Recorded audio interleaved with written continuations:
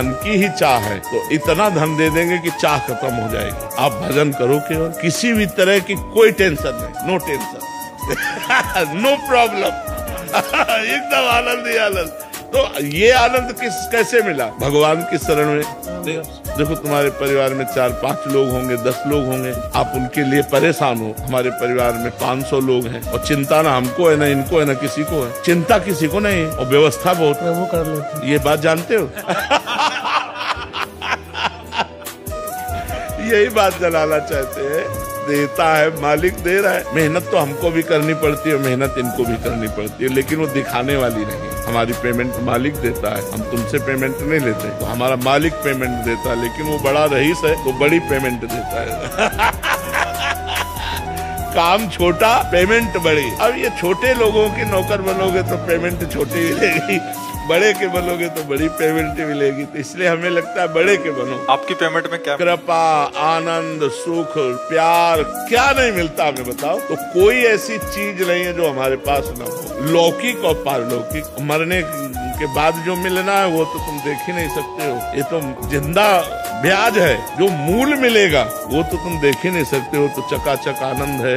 देखो आदमी चाहता है कि यार कोई हमें प्यार करे, नहीं चाहता, हमें पूरा विश्व प्यार कर रहा है। अरे जी, आपकी अपनी पेमेंट में इतनी सारी वस्तुएं बता दी कि ये मिलता है तो लोभ जागृत होता है। तो बट जैसे लौकिक व्यवहार में 30 तारीख को पेमेंट आता है, इसकी पेमेंट कब आती है? जब चाहो तब, और जितनी चाहो उतनी, और कुछ न चाहो तो भगवान अपने आप को दे देते हैं। मालिक अपने आप को दे देते हैं कि मैं तुम्हारा और सारा वैभव तुम्हारा। इसीलिए तो चतुर भक्त भगवान से कुछ लेता नहीं, अपने आप जो दे दे उससे निर्वाह होता है। वो भगवान को चाहता है, भगवान से नहीं। हमारा समाज ना वो लगातार जातियों में बंटने का एक ये होता है। हाँ। तो एक आपकी तरफ से महाराज जी इस तरह का संदेश चला जाए कि हम सब लोग जातियों में ना बंट करके धर्म के प्रति। वैसे उत्तम बात तो यही है कि ये जो जाति धर्म का एक एक पक्ष लिया जा रहा है, ये उत्तम बात नहीं है। इससे क्या होगा कि हम कमजोर हो जाएंगे, इससे हम कमजोर हो जाएंगे। अच्छा ये बताओ, पंचभूत हमारे सबके एक है, आत्मा एक है, हमका स्वामी सबका एक है। ये बांटना क्या यार? ये बांटना तो अज्ञान की धरा है कि एक अपने को छोटे छोटे उसमें हिस्से में बांट लिया। तो हमारी प्रार्थना सबसे है कि जाति पक्ष में मत बटिए। हम भारत को एक बहुत उत्तम सुख वाला देश, धर्म वाला देश, मजबूत देश बनाएं, जिससे हमारे देश पर ऐसी भगवान की कृपा बरसती रहे कि यहाँ विलासिता, पापाचरण और व्यसन ये पूरा शांत हो जाए। जो व्यसन बढ़ रहा है ये बहुत हमारे बच्चों के लिए हानिकारक है। यही हमारे बच्चे आगे चलकर एमएलए, सांसद आदि पदों पर बैठते हैं जाकर के।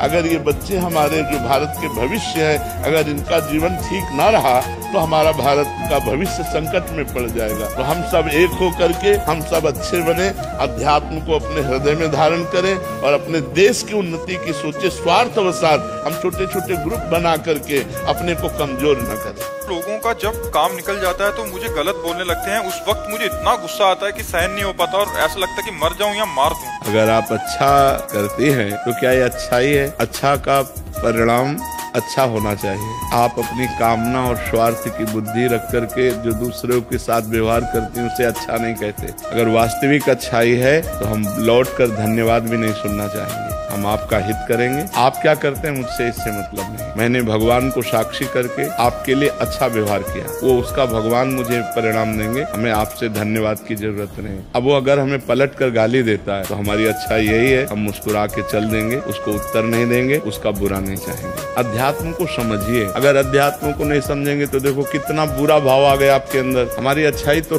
तब है जब हम अच्छा करें और वो हमारे साथ बुरा भाव रखे, फिर भी हम अच्छा करें, तब तो हम अच्छे हुए ना। जब हम अच्छाई पर उतरे हैं तो हमें बुराई परास्त न कर पावे। आपको बुराई ने परास्त कर दिया क्योंकि परिणाम में आपके अंदर बुरा भाव आ गया। ऐसा ना अपने को ना उसको। वो तेरे विचार हैं, मैं तेरा मंगल करती रहूंगी, तुझे सदैव मंगल बनाती रहूंगी। अब ये तेरे विचार है कि तू हमारा मंगल मनाए तो हमारे प्रति बुरा भाव रखे, तो वो भगवान देखेंगे। आपने बीच में कहीं भगवान को नहीं लाए, इसीलिए आप परेशान हो जाते हैं। अगर भगवान को बीच में ले आवे कि मेरी अच्छाई का फल मुझे भगवान देगा और तेरी बुराई का फल तुझे देगा, तो निश्चित समझो भगवान आपको सहयोग करेंगे, आपकी रक्षा करेंगे। एक पात्र बनने में मिट्टी को कितनी पीड़ा सहनी पड़ती है। पहले तो उसको खुदाई करके वियोग सहना पड़ता है, जहाँ से खुदाई की मिट्टी के समुदाय से उसे अलग होना पड़ता है, फिर उसकी कुटाई होती है। इतनी कुटाई होती है कि एक छोटा सा राई भर भी दाना न रह जाए, सब पाउडर बन जाए। डट के कुटाई हुई, फिर इसके बाद पानी डाल के कचराई हुई,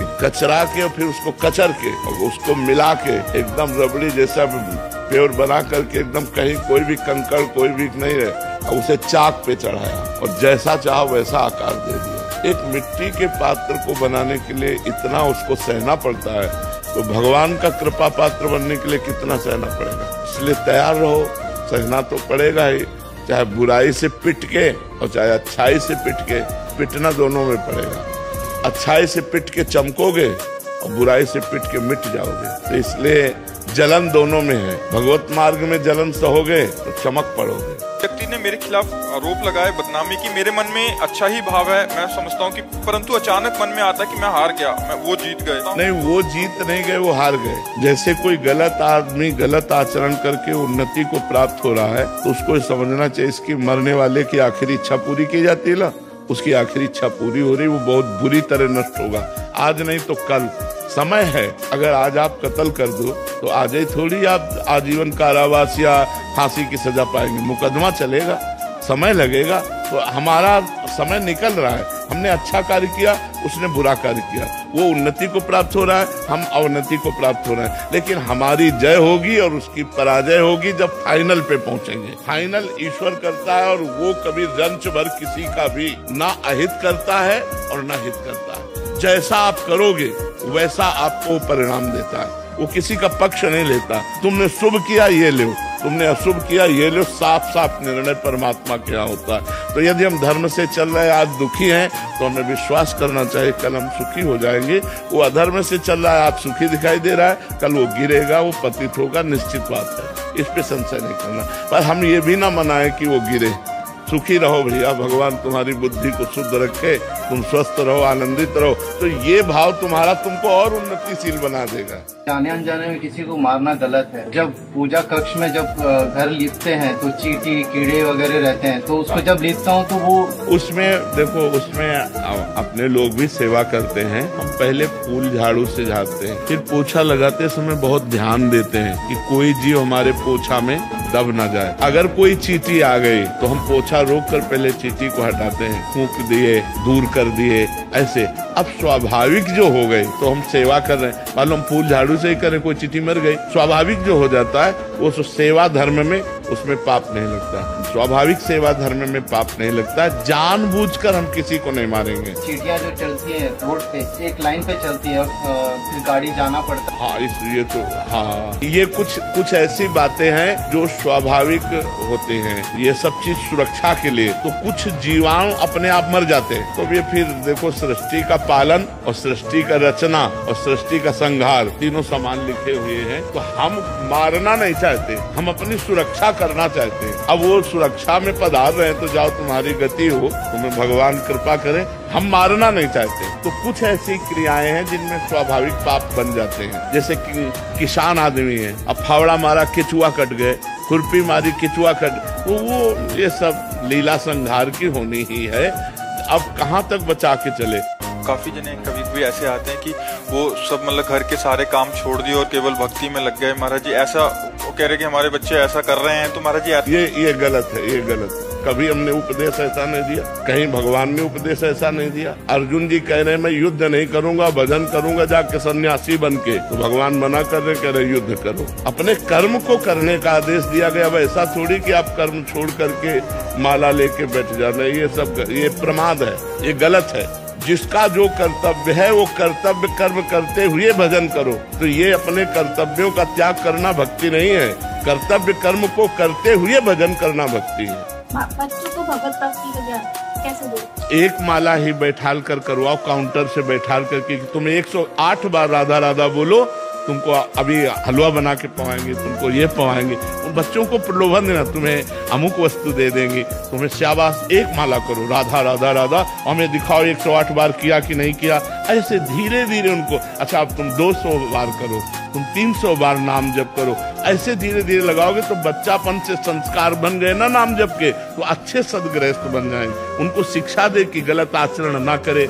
आजकल बच्चों का माहौल भी बहुत गंदा हो रहा है, तो अपने बच्चों को बचाए। उनसे प्यार से पूछे, कोई ऐसी गंदी बात, कोई ऐसी गंदी हरकत, कोई ऐसा गंदा संग, कोई ऐसी गंदी क्रिया, तो उनको प्यार दुलार की अगर गलत किया तो उनको भय भी होना चाहिए। प्यार और भय के द्वारा हम अपने बच्चों की जिंदगी को बचाएं। नहीं, आज का वातावरण जो मोबाइल और कुसंग का है वो सीधे नष्ट करने वाला है, सीधे भ्रष्ट करने वाला है।